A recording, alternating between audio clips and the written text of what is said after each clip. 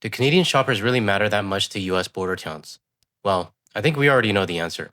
But I do ask the question to some of the business owners. Today, one shop owner in Bellingham just admitted something big. She didn't realize how much of her business relied on Canadians until we stopped showing up. And I give her credit, she actually mentioned it publicly. Today I'm going to show you that report, and it says a lot about the impact of the boycott. Before we get into it, shout out to our news channel members. I made a member post asking where everybody's from, and I'm honestly blown away. We don't have members just from Canada, but also from the US, and even around the world. It's great to see the community coming together and getting to know each other. On a side note, I think my cold is almost gone, but I can still hear it in my voice while I'm editing this video. I definitely sound a bit congested. So hopefully a few more days and I'll be back to normal. Alright, let's get into the report. I've been in Bellingham for 12 years. I've been here for 11. So I always had to factor in Canadian business, Canadian holidays. Between lattes, the cafe manager has taken note of an unusual lull. Again, this is my 12th summer going in here, so I'm used to this being the crazy, chaotic, busy time, and we're just not quite getting that flavor of summer, I guess. Travel through the quaint courtyard over to Harris Avenue and talk with the shop owner folding baby clothes. A lot of people from Victoria come down during the summer, and it's summer, middle of summer, we've not seen any Canadian traffic. Now, being from the West Coast, I used to go to Bellingham pretty often, and lately, I have been wondering how they're doing, because I always remember seeing BC plates everywhere. But I'll admit, I never really thought about the ferry traffic from Victoria. At least this report confirms it. Ferry passenger traffic is way down as well. And don't forget, we're in peak summer season right now. Back in March, April, and May, US media kept saying this would pick up by now, that the summer would save their tourist industry. Clearly, that hasn't happened. It's been months, 3 to 4 months, and the last time they were here, they were complaining about the border, about the max they can spend while they're here. It's a bleak reality that's left Sasha Lisikov questioning if she can keep her business Minted Method open much longer. I'm at a point where we've been cutting hours for our employees. A far cry from the smiling faces and adorable onesies she was posting on social media. Sasha picked up her phone and set the record straight that things were far from sunny. I'm at a point where I didn't want to just suddenly close on our customers without giving them a heads up, and the local people that could maybe help support this, since we are really reliant on the Canadian traffic to come down here. Stroll through downtown Fairhaven and you'll see hearts and maple leaves posted on storefronts. Businesses here quite literally crying out for Canadian customers. I'm not sure how these signs are supposed to help when there aren't any Canadians around to see them. Now, I'm not trying to nitpick every little thing, but it just doesn't make sense. And I don't hate US businesses or Americans. A lot of them didn't ask for this either. But here's the problem. How are we supposed to support US shops when we don't want to cross the border? And even if we did cross the border, what if that same business now begging for Canadians actually voted for Trump? Now, I'm not saying this baby shop owner did, but that's the thing, we have no idea. And I'm not about to support any US business that helped cause this mess. Unless they start putting a sign in the window saying who they voted for. But we'll never know, because that'll never happen.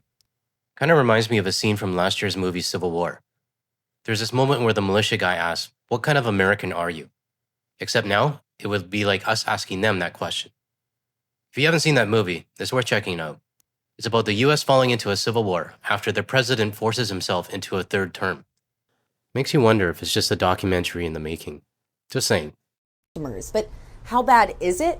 For that, I turn to the local Chamber of Commerce. I think on the surface, the elephant in the room, if you will, is the drop in cross-border shopping. It's integrated into the business model, it's integrated into the customer base. Guy Occhiogrosso, president of the chamber, sat down with me to look at the latest numbers from a poll conducted by his office and Western Washington University's Border Policy Research Institute. It found 52%, more than half of the 60-some businesses surveyed, reported they've been impacted by a change or drop in cross-border travel. The majority shared they've lost business or seen increased costs. The other really important component to this conversation is the exchange rate. I want to say that it was right about 70 cents to the dollar, and we have always known that that is pretty close to the bottom of the exchange rate, where it just doesn't make financial sense for Canadians to shop here. No, it's absolutely not the exchange rate. And this isn't the first time Guy has said this. He did an interview a few months ago and pushed the same excuse, blaming the drop of Canadian visitors on the exchange rate. So let me debunk this myth for him right now. Guy, you're saying the exchange rate is why I'm not coming back. I say I because I used to visit your town regularly. So let me look at the numbers. Today, on the day I'm recording this, $1 Canadian gets me 72.99 cents US. That's straight from Oanda. Now let's look back 1 year, exactly 1 year. Canadians were still traveling, Biden was in office, things were relatively normal. Back then, $1 Canadian got us 72.22 cents. So what changed? It's not the exchange rate, Guy. It's your president and your administration. This exchange rate excuse is garbage.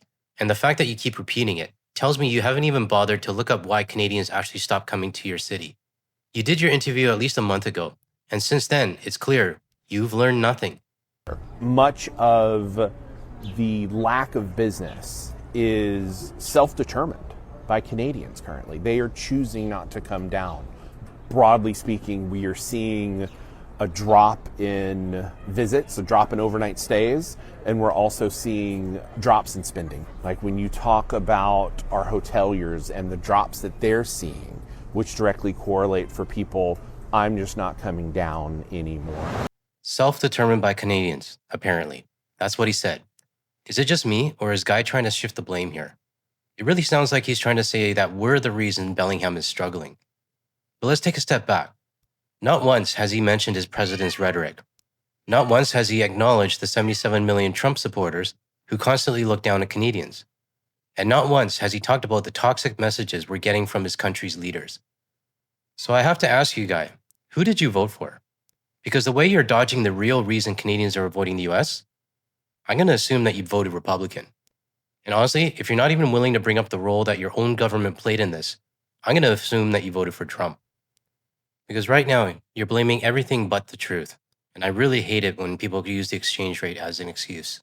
Let me know in the comments if you agree with me on this. I even heard that there was a push in the hospitality industry where they were offering at cost for Canadian travelers to come stay here. We need it, we love them, and I hope that we can kind of turn this ship around and bring that relationship back together. Not even a free hotel room would get me back to Bellingham. That's right, a completely free stay, and I would still say no.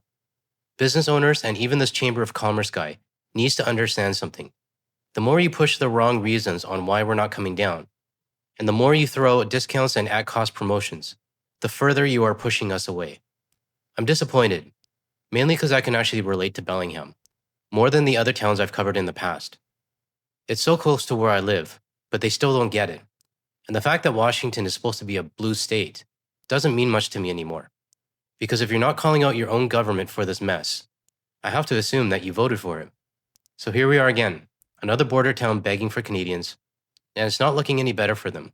I really hope Guy over at the Bellingham Chamber of Commerce sees this video, and the comments that are going to follow as well, because maybe then he'll finally understand why we're so fed up and why we're not coming back.